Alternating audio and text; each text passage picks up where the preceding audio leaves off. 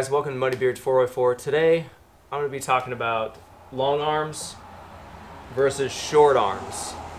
I know this can cause a lot of controversy. You can go on the Jeep forums and listen to people argue and read people argue all day long about which is better, long arms or short arms. So I have the unique opportunity where I have a long arm setup in the front that I made myself. I'm going to show you in a second. And I still have the factory short arm setup in the rear. So I can show you a side-by-side comparison of what the difference is. Let's go ahead and show you the front setup that I got here. Okay, so first off, let's start with the axle here. This is a high pinion Dana 44 out of a 1976 F-150 that I cut the inner C's off and narrowed it, and I'm running Wagoneer chromoly axles to make it pretty much the same width as a factory TJ, because I didn't want to have a full width Jeep, because the trails that we have here in Washington, they're kind of narrow and it's kind of hard to maneuver around with the big full-size axles. So I decided to cut this down. So I chopped it down. I'm running a Barnes four-wheel drive front diff cover. Running a Dave's Off-Road Unlimited axle truss. It's just basically a mini truss. It just goes just across the pumpkin here, and also the bracket that's on the top here for my 3-link, because I'm running a 3-link with a track bar. I'm not running a 4-link. So this is also a Dave's Off-Road Unlimited bracket. So I'm running on the frame here. I'm running Barnes four-wheel drive brackets that I modified to work on my axle here. I'm using 2-inch quarter-inch wall DOM tubes with Barnes four-wheel drive heim joints on all of them. I don't know if you're gonna be able to see very good under here, but up here I'm also running a Barnes four-wheel drive bracket that I modified to make it work on my frame. It's basically kind of a universal bracket that they make that I made it work on the inside of my frame rails here. And there's the front diff from the back side here.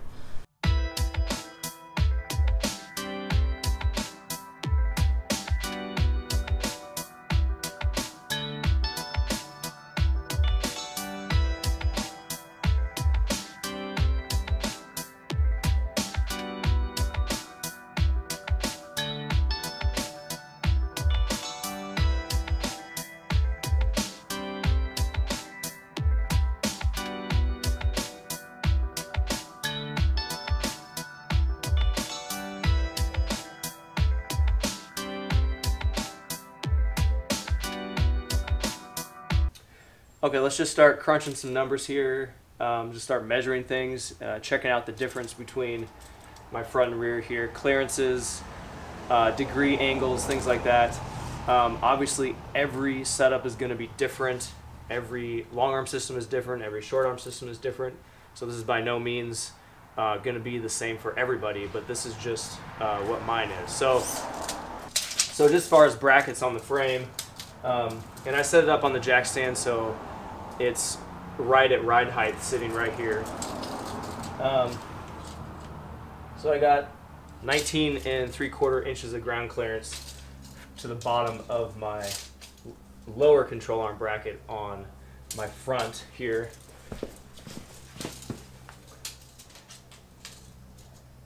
And then I have 18 inches. So I have almost an inch more ground clearance just on my bracket. But as you can see, just visually, you can see how this factory bracket just hangs down super low. So what I'm going to do next, I'm just going to basically put my high lift here. I'm going to jack the body up to simulate basically flexing. And so you'll be able to see the difference just visually, what they look like when they're flexing out. Okay, I got it flexed up as far as I feel comfortable doing here in my garage. But one of the big differences on these Jeeps, when the short arm system flexes down, it actually shortens the wheelbase. The front axle actually comes forward, it droops down and comes forward. And so I want to figure out exactly how much my axle comes forward with this short arm system. So I'm going to measure This is not going to be precise because I'm not going to get out a bunch of tools and plumb bobs and everything and make it exact, but you're going to get the idea. So with it, most of the way flexed down, not all the way, but it's about 13 inches. 13 inches from bolt hole to bolt hole. A lot of mud stuck up on here. Alright, so we're at 40 degrees. So as you can see here, because of the extreme angle and the way the axle moves, when you hit bumps, all of that energy, when you hit that bump, goes straight up into the cab, right up into the driver, right here. So all that angle it's going straight up this way. It's pushing up on the axle. Sorry, pushing up on the frame. As in the front, because it's only like 13 degrees, it's actually pushing parallel to the frame, and you feel it much, much less. And that's why it rides so much better and works so much better in almost every situation. I would say every situation. So when this one was drooped all the way down, it was, forgot what it was here, I wrote it down, 34.5. So at full droop it was 34.5. So let's measure it now. Nope, I lied, that was the front. 13 inches, 13 inches. That's what I was looking for, so that didn't seem right.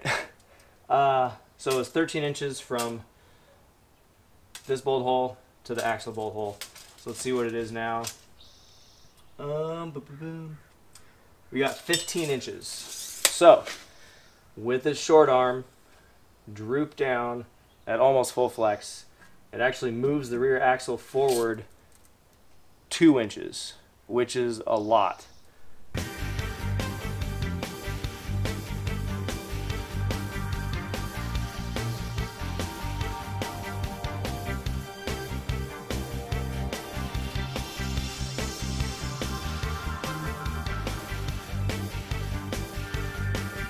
Okay, and so you can see in the front here that there's pretty much, obviously not at full droop quite, there's pretty much very little difference in the angle that this control arm is at. It's almost unnoticeable, the difference, but let's just measure it real quick to see.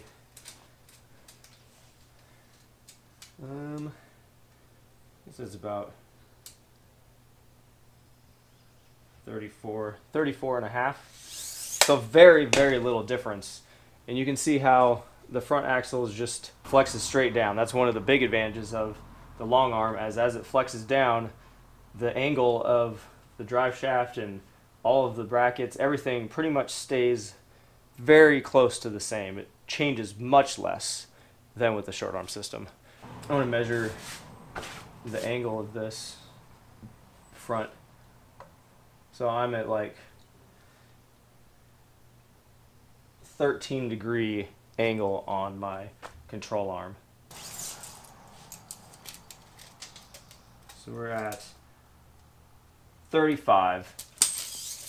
So I had already measured it at almost full flex, and it was 34 and a half. So this axle, when it's drooped down with this long arm system, it's actually moving backwards a half an inch.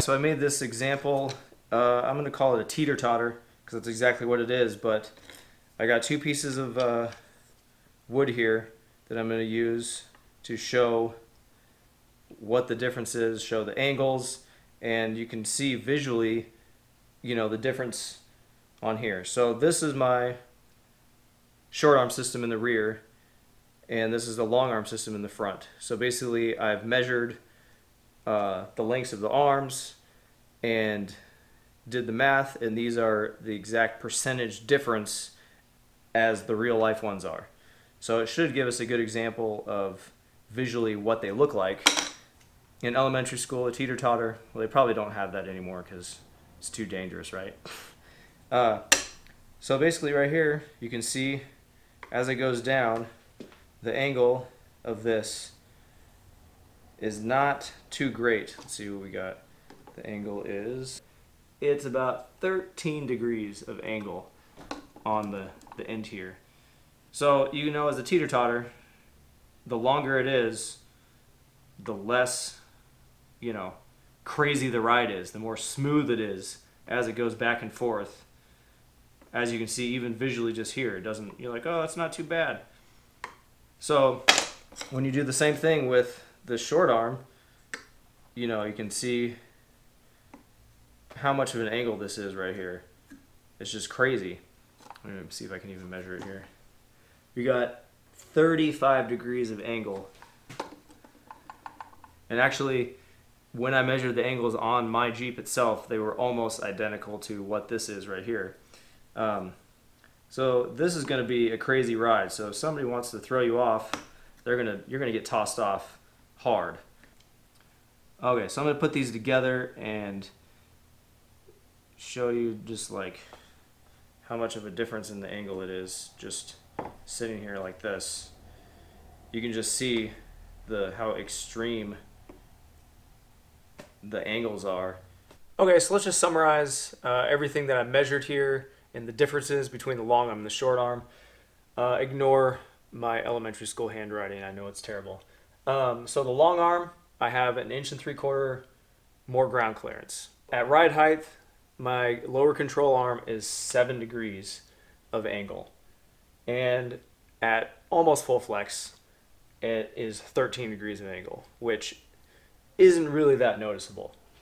And at full droop, almost, the axle moved backwards a little less than 1/2 inch. So let's compare that to the short arm in the rear, which at ride height, that control arm is already 25 degrees, just sitting there. And flexed out, it goes all the way up to 40 degrees of angle. So these two numbers right here, this control arm angle is one of the reasons why the long arm is so much better at high speed driving in the desert, going fast over the bumps, is because of these angles here. Because you're not going to feel that bump up in the driver's seat. It's parallel to the frame. You're not going to feel it as much. And that short arm, it actually moves the rear axle forward 2 inches, which takes my wheelbase from 93, which is the factory, all the way down to 91, which is going in the opposite direction of where I want to go. Anyways, thanks for watching this video. If you guys like the videos that we're making, go ahead and give us a like, thumbs up, subscribe to our channel, and you can watch some of the other videos that we've been doing over here somewhere. I don't really know. Probably over here. And see you on the trail.